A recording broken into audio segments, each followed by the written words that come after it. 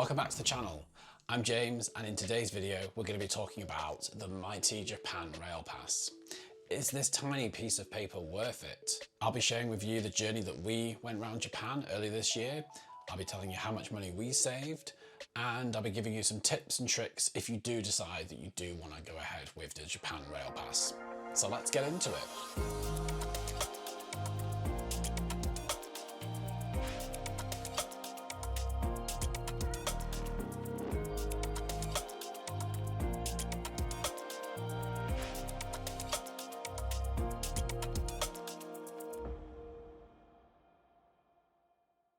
So what is the Japan RailPass? Well, it's a rail pass that you can use on certain bullet trains, which are called the Shinkansen, and also certain underground lines, as well as local train services.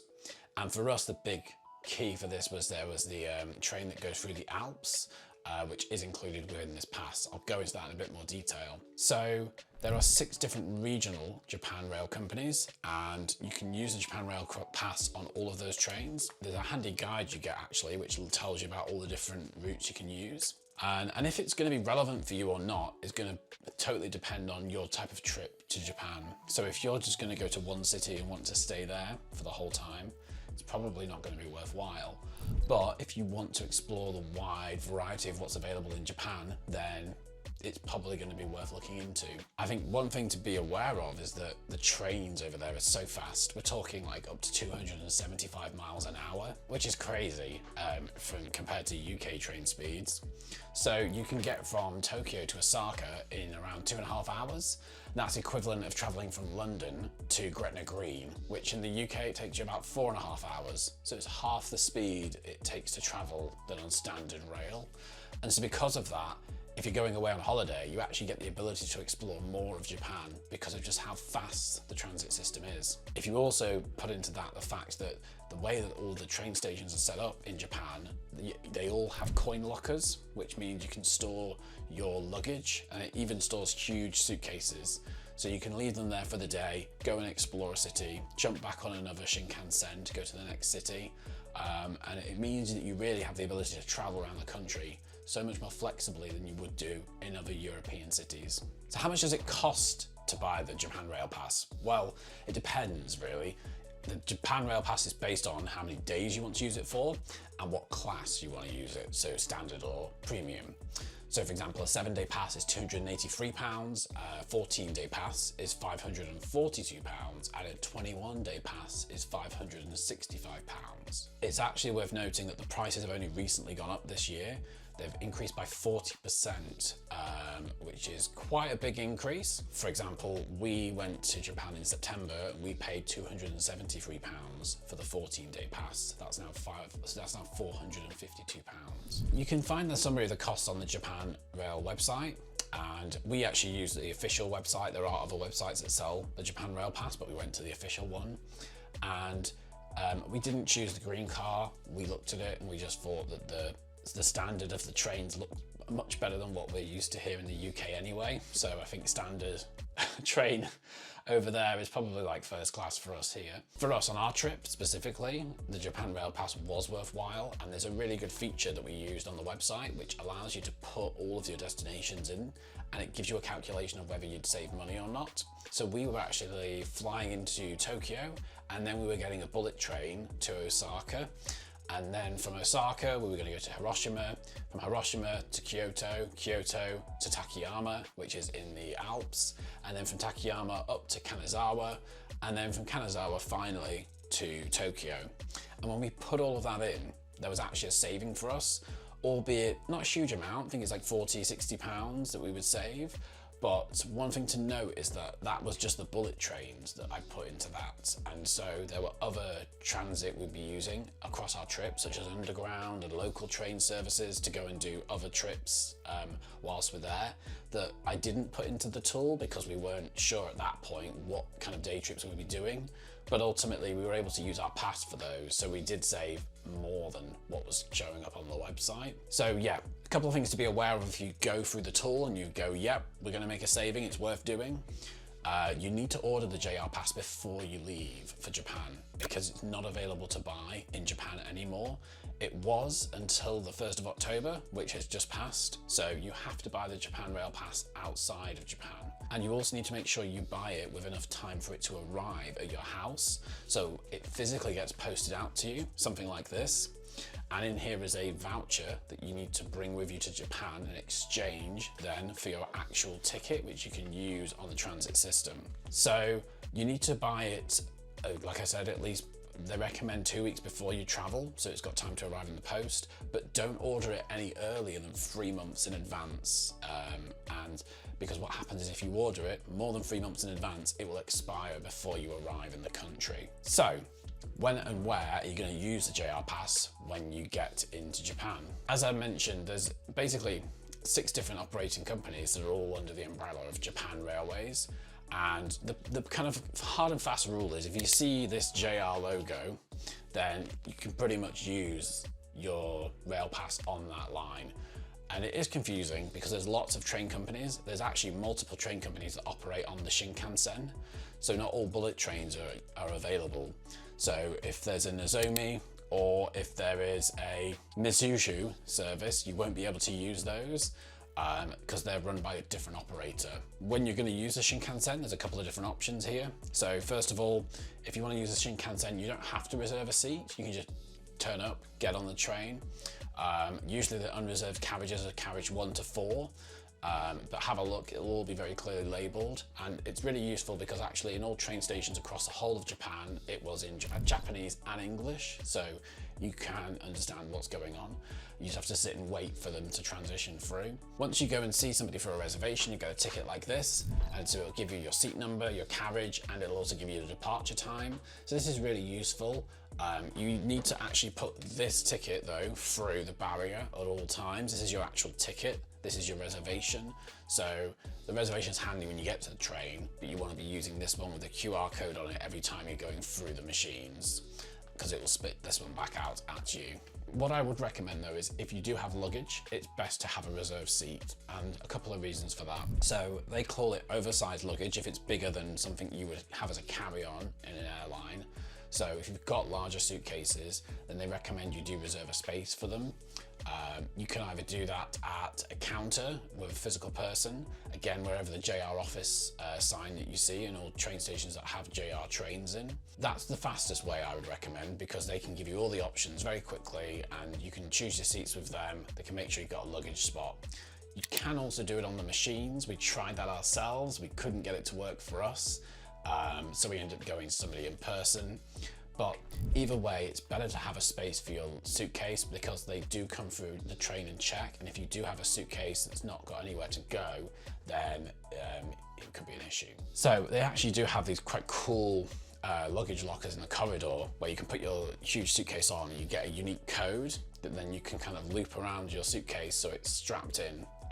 I mean, Japan is a very safe city anyway, but it's just nice to know you've got that extra space in the corridor, that if you have a reserved luggage space, that is your slot for your suitcase and it can be kind of locked in so no one can take it. One thing also to note is it is usually better to go and speak to somebody or the machine to find out what trains are running that you can use with your JR Pass. One of the reasons for this is we found Google Maps quite confusing at times because we would look at a journey to try and plan when we'd like to leave a city the next day, but we'd actually find that not all of the available trains that are running that you can use the JR Pass on are actually listed on Google Maps. So we found it was better to actually go and speak to someone at the desk to find out the full timetable. JR Pass is also available to use on underground services. So in Tokyo, the Circle line, you can actually use the JR Pass with. So my recommendation would be always keep this on you at all times. The reason for that is that if you don't, it's going to make things difficult if you actually do come to a line that you could use with your pass, but it's at home. So I just had it with me every day. Also, you can use local services on the JR Pass. There was a couple actually I think we used in Kyoto, and then for us, one of the things we were really keen to do when we were looking at our Japan planning was to go up into the Alps of Japan, and especially to Takayama, which is an old traditional village, which still has the very old traditional style of buildings. and a lot of the kind of traditional culture is still there. There's like an old village you can go and visit as well, like a folk village that's there that you can go and visit. And if you are interested in seeing a bit more about what Takayama was like, then watch my video on that. It'll be listed down below. So the line that takes you into the Japanese Alps is called the Hida Express. There's a Hida Limited Express line, which is what we took, and there's a wide view train that you can reserve with your JR pass, and it was amazing. Like, the views were stunning. Some of the most beautiful views I think I've seen from a train before, because there's just so much untouched nature and such huge hills. I think just due to Japanese engineering, they've managed to really put such a smooth train journey through some really mountainous regions. I would 100% recommend, if you're going to go to Japan, go on the Hida Express, the Limited Express, wide view, it's worth it. So, what about other travel in Japan? Because this pass does not necessarily work on everything. So you will need to get a Suica card as well. So the Suica card used to be something you could physically get from machines over in Japan, but due to microchip shortages, it means they're not actually on sale at the moment. It works in a similar way to an Oyster card if you're from the UK, where basically you'll top up an amount of balance onto the card and then you'll use it to just tap in and out when you're making journeys. However, you can actually just use it on your iPhone. If you go into Apple Wallet, you can find the Suica card under travel cards. It's the little penguin, and you can just top money up from your Apple Pay account. So that was super easy. And there was times when I found myself running out of money as I was trying to exit a station or enter a station. So it was good that we were able to just top it back up again with money quite quickly. You don't even have to touch a machine at all or go to any machines or queue up if you're doing it all on your phone. So I would recommend that. Also, the Suica card is available to use for vending machines, and also you can pay in some of the shops as well with it. So it's just a useful thing to have as well on hand. So what to do with your Japan RailPass when you're arriving in Japan. So first of all, the most important thing is you've got to make sure you pack these in your suitcase, because you're going to need to hand these over to somebody at the airport or at a train station to get your actual ticket. So make sure they're on your pack list when you're getting ready. I would also recommend personally put them in your hand luggage, because I did, and our suitcases didn't arrive for 3 days. So thankfully we could get our JR passes immediately. I would not recommend putting these in your suitcase just in case they don't arrive. When you get to the airport, you'll be able to find where the nearest JR pickup point is.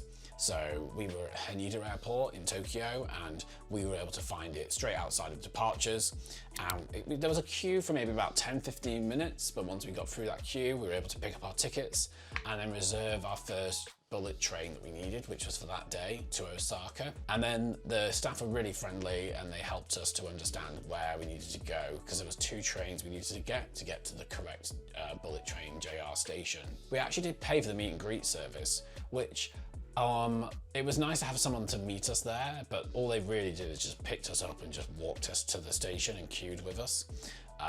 We didn't really get much more value, I suppose, from it. So if you're looking at that and considering it, I would say for Haneda, it's not necessarily necessary.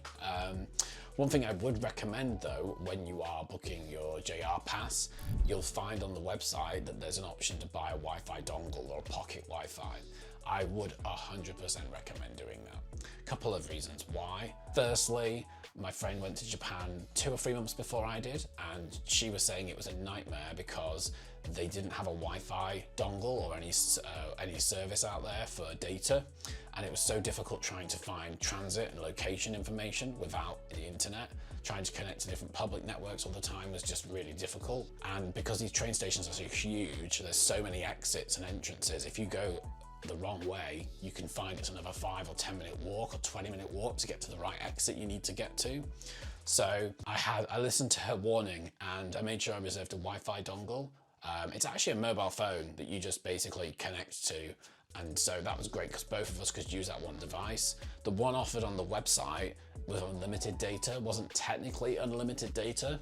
I think it was around maybe 10 or 20 gigabytes a day. It's saying now on the website it's 5 gigabytes, but we did get up to the 10 maximum quite a few times. There's a way actually on the Wi-Fi to switch off any app updates or like backing up photos on it, because I think that's what wiped it one day. So we actually ran out of data by 8 AM, which was not ideal. So yeah, I would definitely recommend getting that dongle. It works out cheaper than if there's 2 of you going over there, just 2 of you paying for data every day on your mobile devices. I would recommend. So also that is quite easy to pick up at the airport and then also drop off at the airport on your way back.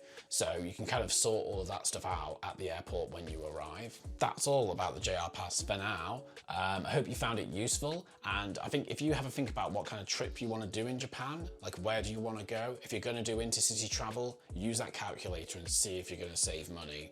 If it comes up with a saving, even with just the bullet trains, I would say it's worth it. Because you're going to save more on some of the local train services as well. And make sure if you do buy it, that you buy it in enough time and you've got it in your hand luggage, not your suitcase.